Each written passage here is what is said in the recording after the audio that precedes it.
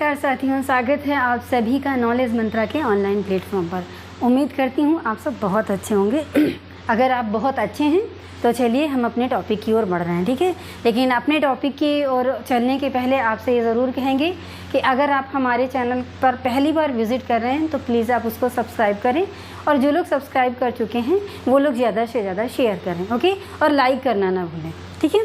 चलिए अब टॉपिक हमारा क्या है, दिल्ली सल्तनत में क्या हम पढ़ रहे हैं। दिल्ली सल्तनत के अंतर्गत हम तुगलक वंश पढ़ रहे हैं, और तुगलक वंश के अंतर्गत हम क्या पढ़ रहे हैं इस समय, फिरोज शाह तुगलक द्वारा किए गए सुधार कार्य।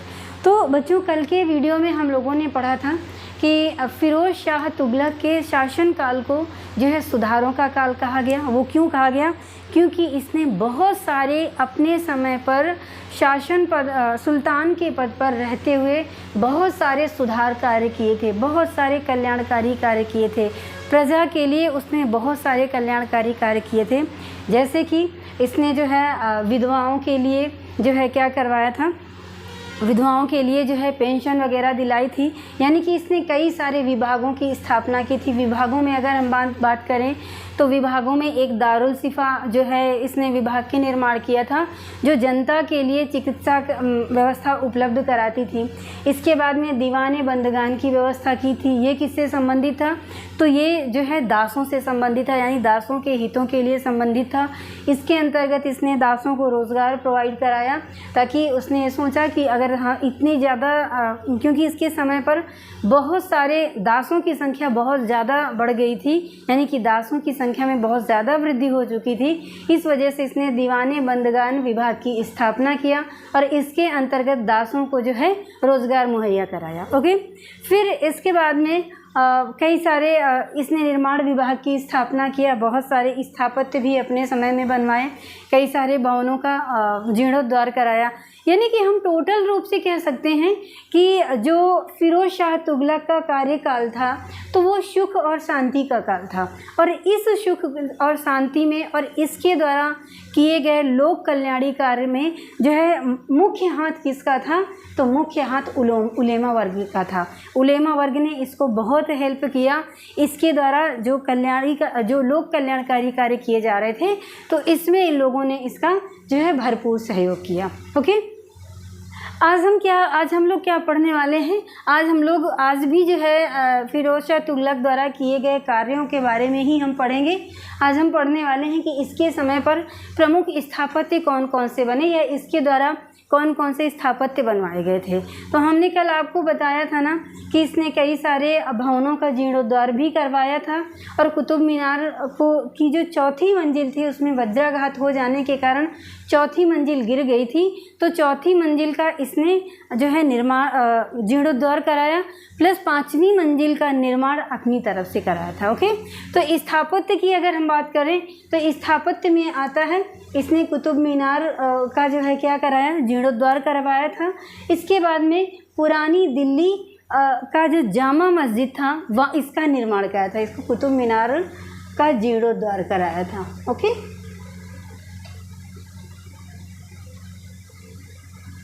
कुतुब मीनार का क्या करवाया था? जीर्णोद्धार करवाया था।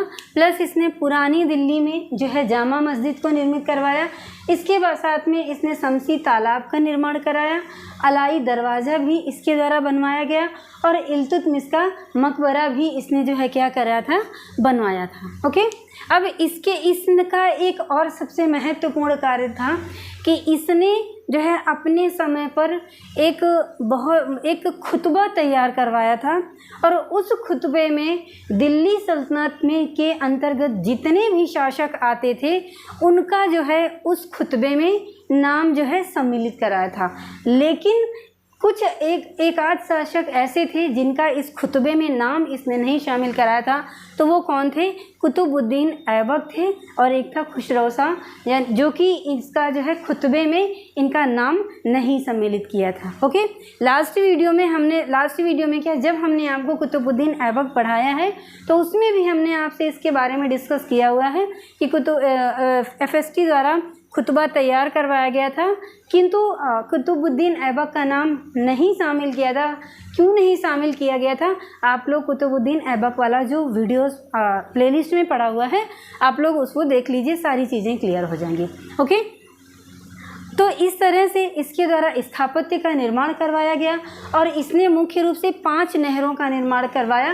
वो 5 नहरें कौन कौन सी थी? पहली उलूग खानी नहर थी, जो कि सबसे लंबी नहर हुआ करती थी। अगर हम इसकी लंबाई की बात करें तो ये 150 मील लंबी थी। कितनी थी? 150 मील लंबी थी। और ये किस नदी पर बनाई गई थी? यमुना नदी से हिसार तक जो है ये बनाई गई थी।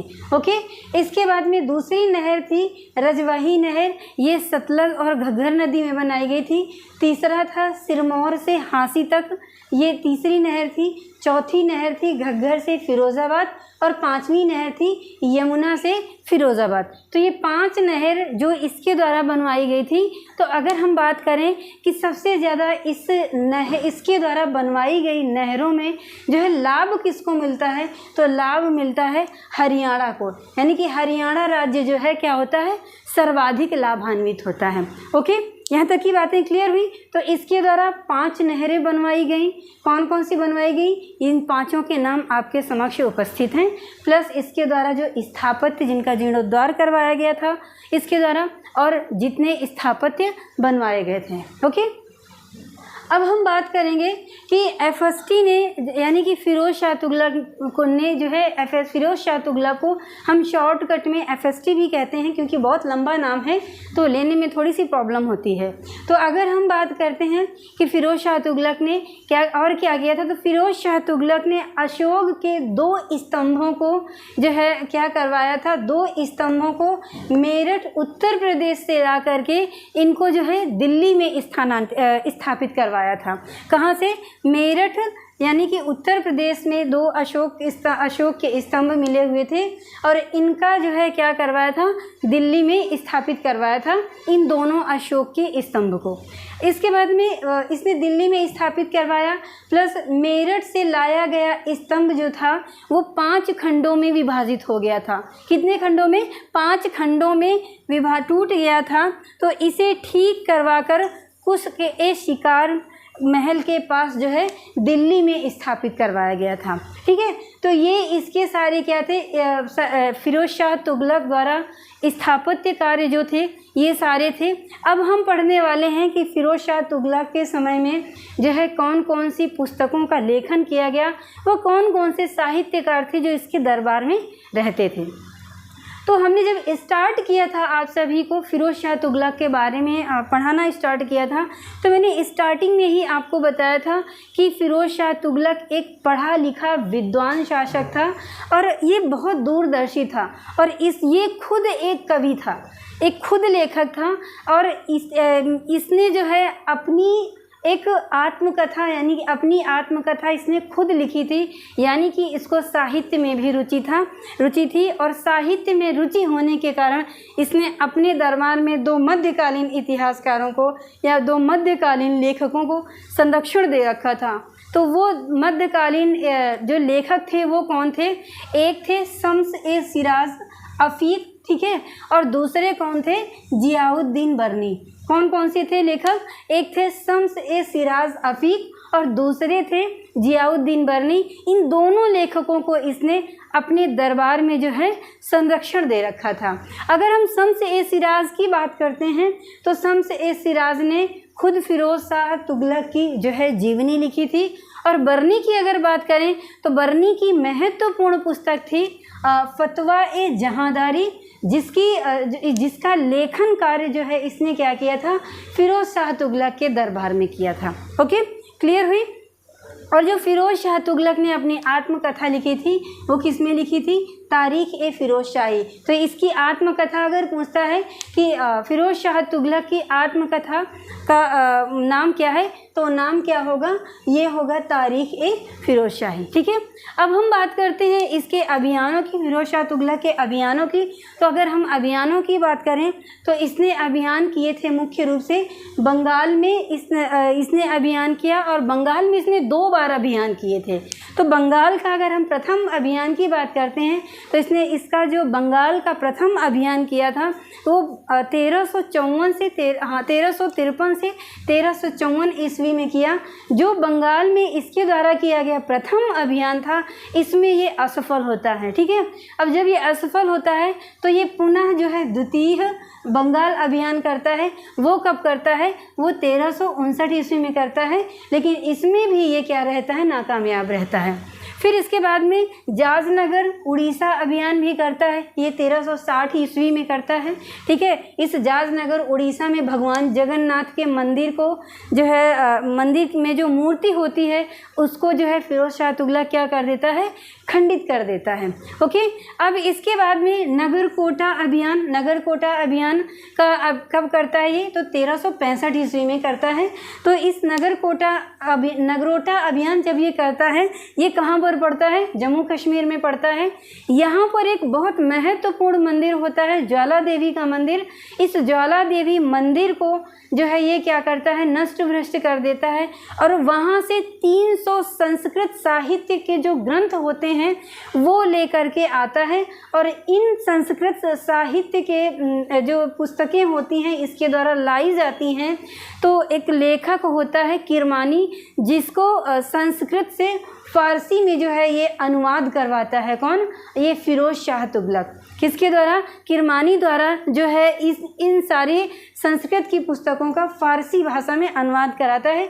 It is very important for your exam. ये क्वेश्चन आपके लिए बहुत इंपॉर्टेंट है और ये कई बार ये क्वेश्चन देखने को मिला है कि जो है 300 ग्रंथ संस्कृत के दिल्ली सल्तनत के किस शासक द्वारा जो 300 संस्कृत ग्रंथों को लाया गया था और उसका जो है फ़ारसी भाषा में अनुवाद कराया गया था। और कभी कभी इसका नाम पूछ लेता है कि जो संस्कृत से फ़ारसी भाषा में जो कन्वर्ट करके जो पुस्तक लिखी गई तो उसका नाम क्या था, तो वो पुस्तक थी दलाइल फ़िरोज़ शाही। क्या थी, दलाइल फ़िरोज़ शाही। अगर इसकी विषय वस्तु पूछता है कि दलाइल फ़िरोज़ शाही की विषय वस्तु क्या थी, तो इसकी विषय वस्तु थी नक्षत्र विज्ञान की। ठीक है, नक्षत्र विज्ञान के बारे में इसमें सारा कुछ वर्णन किया गया है। और अगर भाषा पूछता है तो भाषा कौन सी थी, ये भाषा थी फ़ारसी। ठीक है, इस चीज़ को अच्छे से आप लोग क्लियर कर लीजिएगा। अब इसके बाद में नगरोटा अभियान के बाद में, नगरोटा अभियान कब करता है, 1365 ईस्वी में करता है। फिर थट्टा पर अभियान कब करता है, तो 1367 ईस्वी में करता है। तो इस तरह से फ़िरोज़ शाह तुगलक द्वारा किए गए अभियान थे। अब हम पढ़ने वाले क्या हैं, हम पढ़ने वाले हैं फ़िरोज़ शाह तुगलक के उत्तराधिकारी। तो फ़िरोज़ शाह तुगलक के उत्तराधिकारी तो कई सारे थे, लेकिन इसके पुत्र, कई सारे पुत्रों की मृत्यु इसी के समय में हो जाती है। एटलीस्ट एक अंत में इसका एक पुत्र बचता है, नासिरुद्दीन महमूद शाह। ठीक है, कई सारे पुत्रों, इसके बड़े पुत्र की भी मृत्यु हो जाती है। ये एक 2 साल तक शासन करते हैं, लेकिन एटलीस्ट जो छोटा पुत्र होता है नासिरुद्दीन महमूद शाह, ये शासक कब बनता है, 1394 से 1412 ईस्वी तक जो है दिल्ली सल्तनत में शासन करता है।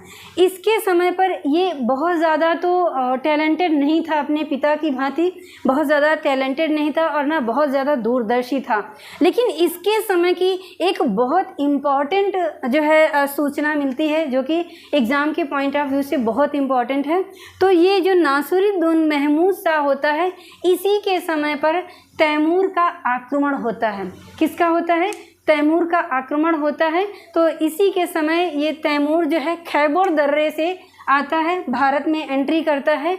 और कब होता है अटैक, तो 1398 ईस्वी में जो है तैमूर का अटैक होता है। जब 1398 ईस्वी में तैमूर का अटैक होता है तो ये मोहम्मद शाह जो होता है डर करके, इसकी डर की वजह से ये जो है गुजरात भाग जाता है। ठीक है, और ये गुजरात भाग जाता है तो यहाँ पर दिल्ली को कोई प्रशासित करने वाला नहीं होता है और तैमूर जो है दिल्ली की गद्दी को बिल्कुल फ्री पाता है। तो ये मुख्य रूप से अगर तैमूर की बात करते हैं कि भारत पर तैमूर का आक्रमण करने का उद्देश्य क्या था, तो इसके आक्रमण करने का सिर्फ और सिर्फ एक उद्देश्य था, धन की प्राप्ति करना, ठीक है। और इसको ये चांस बहुत अच्छे से मिलता है क्योंकि जब ये अटैक करता है तो मोहम्मद शाह गद्दी को छोड़ करके गुजरात चला जाता है और ये जो है 15 दिन तक दिल्ली को बहुत बुरी तरह से लूटता है और भयंकर नरसंहार करता है, ठीक है। और जब यहाँ पर लूटपाट कर चुका होता है तो ये इसका एक सेनापति होता है खिज्र खां को ये तैमूर जो है दिल्ली सौंप करके वापस जाता है। कहाँ से कहाँ तक? सबसे पहले पहुँचता है मेरठ, फिर मेरठ से हरिद्वार, फिर कांगड़ा को लूटते हुए समरकंद जो है यानी कि अपने वतन जो है वापस चला जाता है। ओके, तो इस तरह से तैमूर का आक्रमण जो है यहाँ पर हुआ भारत पर। अगर आपसे पूछता है कि कौन से शासक के समय तैमूर का आक्रमण हुआ है, तो फिरोज शाह तुगलक का पुत्र नासिरुद्दीन महमूद शाह जो कि 1394 से 1412 ईस्वी तक शासक रहता है और इसी दौरान तैमूर का आक्रमण होता है।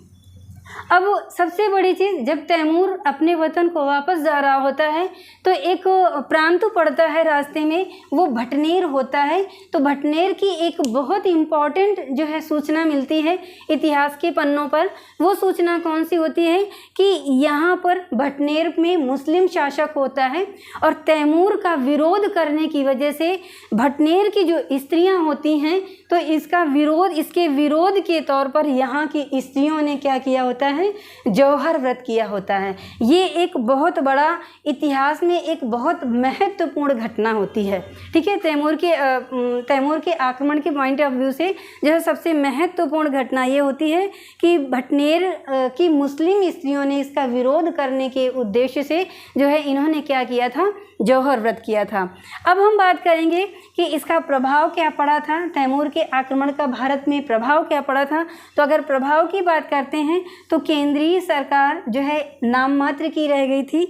नाम मात्र की तो रह ही जाएगी क्योंकि जब ये अटैक करता है यहाँ का सुल्तान डर की वजह से चला जाता है और जब भयंकर नरसंहार करता है तो यहाँ पर आर्थिक क्षति भी होती है और जो मनुष्यों को जो भी वहाँ की जनता होती है वो बहुत ज़्यादा मारी जाती है और इस वजह से जो है सिंहासन खाली होता है। तो होता क्या है, सबसे बड़ा प्रभाव क्या होता है कि केंद्रीय सरकार नाम मात्र की रह जाती है और प्रांतीय गवर्नर इस समय क्या स्वतंत्र हो जाते हैं क्योंकि प्रांतीय गवर्नर जो होते हैं इन पर किसी का नियंत्रण नहीं होता है। जब शासक ही नहीं है तो नियंत्रण कैसे रहेगा, ओके। और इसके साथ साथ में प्रांतीय प्रशासन जो होता है, ये प्रांतीय प्रशासन के अंतर्गत, ये प्रांतीय प्रशासन किसको सौंपा था तैमूर ने, प्रांतीय प्रशासन सौंपा था खिज्र खां को। तो खिज्र खां को जब सौंपता है तो ये जो है प्रांत से ये जो है नियंत्रण करने में खिज्र खां असमर्थ होता है, ओके। तो ये था क्या, तैमूर का आक्रमण था और ये था सारा फिरोज शाह तुगलक द्वारा किए गए कार्य और फिरोज शाह तुगलक द्वारा किए गए मुख्य रूप से अभियान, ठीक है। तो ये थी मुख्य चीज़ें फिरोज शाह तुगलक के बारे में। तो आज के लिए इतना ही। आज हम अपने लेक्चर को यहीं पर विराम देना चाहेंगे। नेक्स्ट डे नए टॉपिक के साथ आपके समक्ष उपस्थित होंगे, यानी कि नया टॉपिक होगा क्या, खिज्र खां होगा, ओके। सैयद वंश होगा। तो सैयद वंश के अंतर्गत खिज्र खां आता है, इसके बारे में हम आपसे डिटेल में चर्चा करेंगे, ओके। लेकिन जाने से पहले एक बार आपको फिर से याद दिलाना चाहेंगे कि आप हमारे चैनल को सब्सक्राइब करें, शेयर करें और लाइक करना ना भूलें, ओके। धन्यवाद।